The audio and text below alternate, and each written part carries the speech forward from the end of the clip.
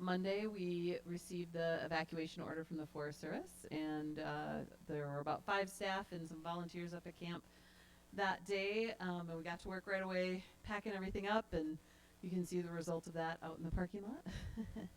And we spent Tuesday doing that as well, and yeah, so we all left on Tuesday. The good news about the fire is that they have it pretty well contained, and I just heard this morning from a friend who's a smoke jumper who talked to the incident command. You know how that works.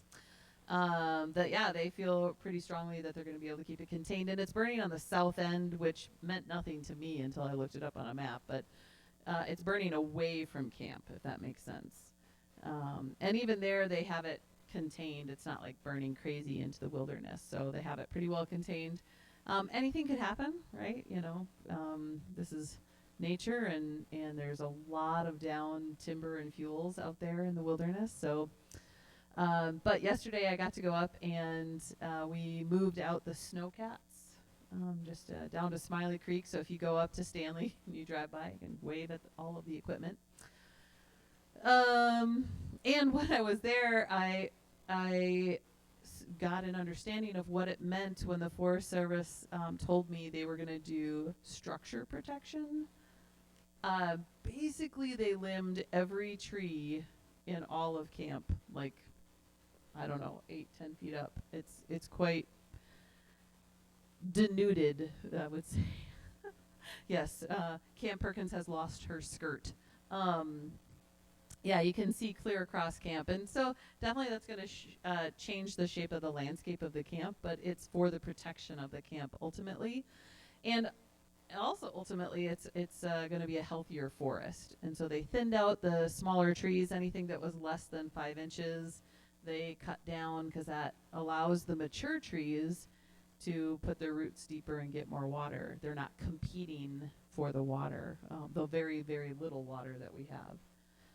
And they're going to haul all those limbs out and chip them away from camp somewhere. And they also put hose all the way around the camp, and they are going to be setting up 46 sprinklers all around the camp in order to protect it, just in case. But the crews I talked to both were like, it's not going to get this far. It's just not going to. We're just doing this just in case, which I feel like the last 18 months is what we've been doing.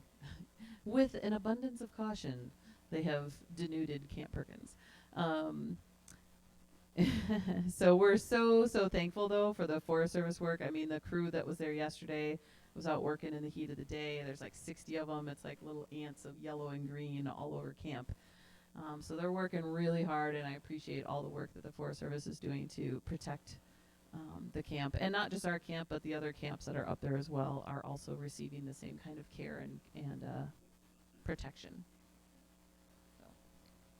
All right.